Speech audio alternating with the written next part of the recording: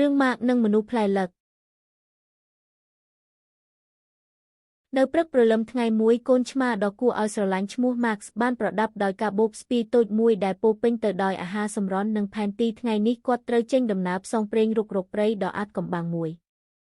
នៅពេលដែលកូនឆ្មា Max បានដើរចូលទៅក្នុងព្រៃបរិស្ថានជុំវិញផ្លាស់ប្ដូរដោយអាថ៌កំបាំងដើមឈើខ្ពស់ៗមានស្លឹកពណ៌ខៀវភ្លឺនិងផ្សិតចម្លែកបញ្ចេញពន្លឺពណ៌បៃតងដ៏ស្រទន់ហើយមានអំពិលអំពែកហោះហើរជុំវិញវាមានអារម្មណ៍ដូចលង់លក់ចូលទៅក្នុងសុបិន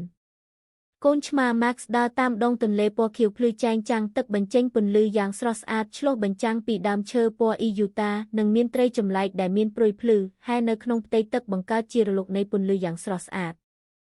រំពេចនោះកូនឆ្មា Max ក៏ជំពប់ជើងដួលលើវាលផ្សិតដ៏ធំសម្បើមដោយផ្សិតនីមួយមានពន្លឺពណ៌ផ្សេងគ្នាមានពណ៌ស្វាយពណ៌ផ្កាឈូកពណ៌ខៀវនិងពណ៌បៃតងឯខ្លះទៀតខ្ពស់ដូចដើមឈើបញ្ចេញពន្លឺវេទមន្តទៀតផងMax បានរកឃើញដើមឈើបុរាណដ៏ធំមួយនៅកណ្ដាលព្រៃដើមឈើនោះវាបានបញ្ចេញពន្លឺហើយស្លឹករបស់វាផ្លាស់ប្ដូរពណ៌ពីពណ៌ខៀវទៅពណ៌ស្វាយពេលកូនឆ្មា Max ប៉ះសម្បកឈើគេបានឬសំឡេងខ្សឹបខ្សោហាក់ដូចជាដើមឈើនោះមានជីវិតរំពេចនោះសត្វអំពិលអំពែករាប់ពាន់ហោះនៅជុំវិញកូនឆ្មា Max វាបង្កើតបានជារបាំភ្លើងដ៏គួរឲ្យចាប់អារម្មណ៍ហើយ Max បង្វិលខ្លួនរាំតាមពន្លឺសត្វអំពិលអំពែកទាំងនោះដោយរីករាយមិនយូរប៉ុន្មានគេបានដើរដល់ទឹកជ្រោះមួយដោយមានពន្លៃភ្លឺជាពណ៌ឥន្ធនូទឹកហូរចុះតាមខ្សែទឹកចេញភ្លឺដោយអវេទមន្តមកដល់ស្ពានឈើដ៏ភ្លឺចែងចាំងមួយលាតសន្ធឹងកាត់ជ្រលងភ្នំមានអាប់និងជំហាននីមួយរបស់កូនឆ្មាបានរំលេចដោយពន្លឺពណ៌ផ្សេងគ្នា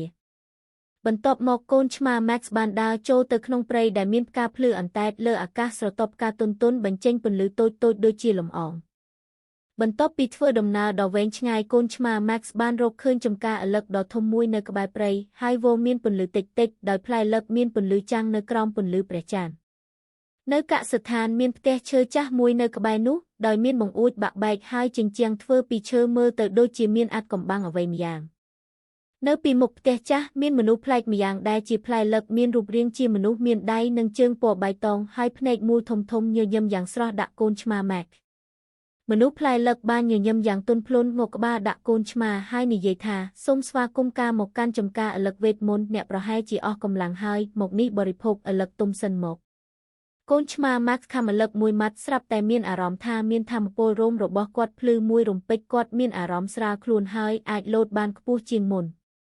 មនុស្សផ្លែលឹកនាំកូនឆ្មា Max ទៅទស្សនាចំការឪឡឹកវេទមន្តដោយឪឡឹកខ្លះមានបញ្ចេញពន្លឺវេទមន្តដ៏ចែងចាំងហើយកូនឆ្មា Max មានការភ្ញាក់ផ្អើលជាខ្លាំង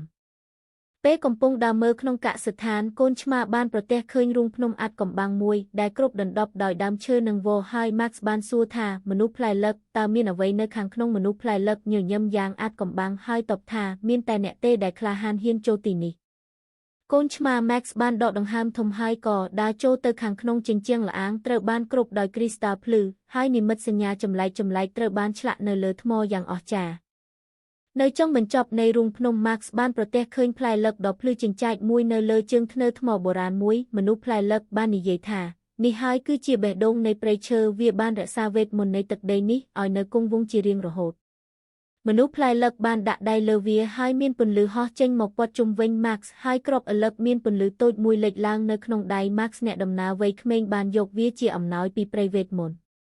ជាចុងក្រោយដោយការដឹងគុណកូនឆ្មាបក់ដៃលាមនុស្សផ្លែលឹកហើយចេញពីកសិដ្ឋាននោះទៅនៅតាមបណ្ដោយផ្លូវគ្រាប់ផ្លែលឹកវេទមន្តដែលមានពន្លឺនៅក្នុងកាបូបស្ពាយ Max តែងតែរំលឹកគេដោយបញ្ចេញពន្លឺវេទមន្តជានិច្ចសូមអរគុណ